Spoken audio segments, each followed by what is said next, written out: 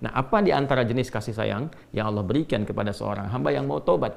Ya, maka diteruskan ayatnya sampai 12 di sini. Imam Al-Bukhari menyantumkan di sini sampai ayat 12, yursilis samaa 'alaikum midrara wa yumdidkum bi amwali wa banina wa yaj'al lakum jannatin wa yaj'al lakum anhara. Allahu akbar. Ya, justru di sini teman-teman sekalian, istighfar itu ya permohonan ampun kepada Allah Subhanahu wa taala, ya, permohonan rahmat Allah Subhanahu wa taala, kembali kepada Allah, mengoneksikan diri kita kepada yang maha baik. Itu di antara percikannya adalah mendapatkan lapangan kebaikan. Yursilis samaa 'alaikum bidrara. Ya, walaupun Anda mendapatkan kesulitan dalam berkehidupan, bahkan yang sifatnya luas ya secara sosial. Kalaupun tanahnya gersang, ya, kalaupun kemarau berkepanjangan, itu ternyata dengan satu daerah itu, satu desa itu, satu wilayah itu mengoneksikan diri mereka kepada Allah, beristighfar. Ini faedahnya istighfar. Dengan beristighfar kepada Allah, taubat dari maksiat, ternyata bisa mendatangkan rahmat bukan hanya untuk pribadinya, untuk satu wilayah. Ya, ini pelajaran dari Quran. Ya, Allah akan memberikan kesan begini, jangankan bagi setiap personalnya, setiap orangnya, ya kan? Ada masalah sekampung pun, contohnya kekeringan misalnya, contohnya kemarau, lalu sekampung itu, ya, atau ada orang-orang soleh di situ yang membiasakan taubat kepada Allah, istighfar kepada Allah, mengoneksikan dirinya kepada Allah, ya kan? Itu luar biasa, percikan rahmat Allah.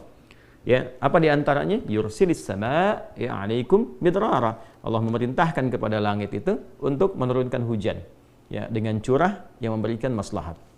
Kemudian wa yumdidkum bi amwalin wa banina. Ya, lantas kemudian melapangkan kepada engkau urusan hartamu, ya, bahkan memberkahi engkau dengan keturunan-keturunan yang baik.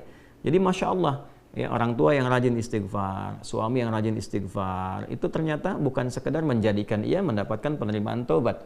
Dia berhenti dari perbuatan maksiat, usaha-usaha yang tidak baik, dagang yang tidak benar, itu kan perbuatan curang, ya, perbuatan menipu, perbuatan-perbuatan yang tidak elok, korupsi, jauhi potensi itu. Disogok dia hindari, diajak korupsi dia jauhi dan sebagainya.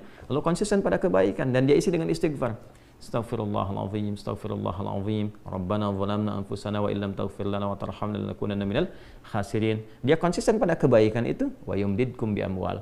Allah akan lapangkan dia pada harta-harta yang lebih berkah.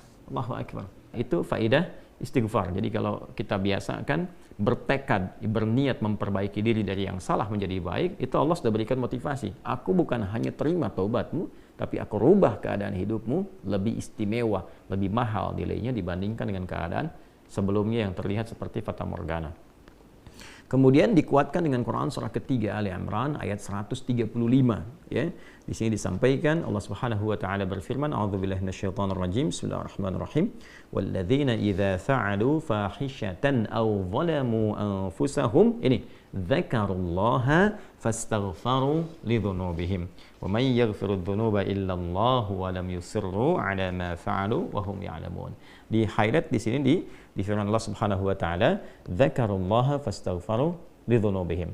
Ya, yaitu orang-orang yang mendapatkan rahmat Allah Subhanahu wa taala itu. Jadi ini korelasinya dengan ayat 133. Jadi ayat 133 itu Allah Subhanahu wa taala berjanji bagi orang-orang yang menyegerakan istighfar. Jadi ingat dosa hari ini nih. Sekarang misalnya malam nih, kita ingat ada dosa yang dikerjakan. Lantas ketika ingat itu istighfar.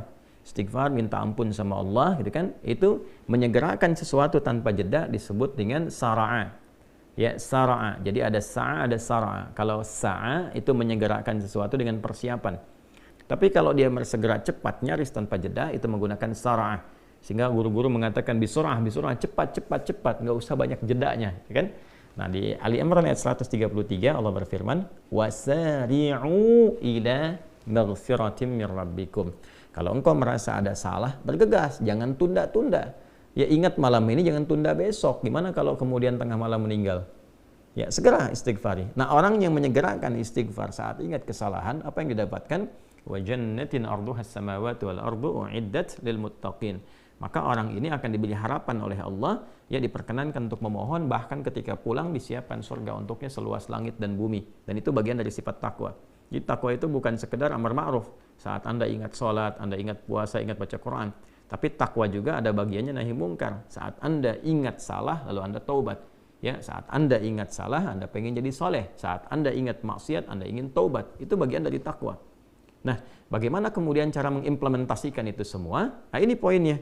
ya, walladzina idza fa'alu fahishatan aw zalamu anfusahum dzakarullaha fastaghfaru lidzunubihim. Artinya semua orang dengan keadaannya berpotensi berbuat salah. Ya, kecuali tadi nabi dan rasul yang punya sifat maksum. Ya, Allah jaga dari kesalahan. Kita yang bukan nabi, bukan rasul itu berpotensi salah. Apapun profesinya, apapun jabatannya, apapun tugasnya, berpotensi salah. Ya, idza fa'alu fahisyah, ketika dia berbuat fahisyah. Ya, fahisyah itu pernah saya sampaikan ya, turunannya nanti fahsya namanya. Jadi sifat kesalahan yang muncul dari syahwat. Ya, al-zalamu anfusahum, atau bentuk mungkar, menempatkan suatu bukan pada tempatnya.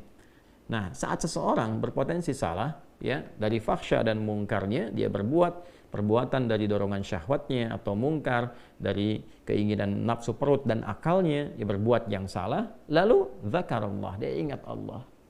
Nah, ini poinnya. Ini menarik sekali nih. Ini menarik sekali. Kok lanjutan ayatnya zakarullah? Bukan dia sadar bahwa dia itu telah berbuat salah. Kenapa zakarullah? Ini poinnya. Ya. Karena Allah ingin selalu menautkan sifat seorang hamba menjadi baik itu dengan rahmatnya. Ini poinnya. Jadi kalau bukan rahmat Allah Subhanahu wa taala, mustahil kita bisa mengarah pada kebaikan. Allahu akbar. Ya, lillah, karena Allah.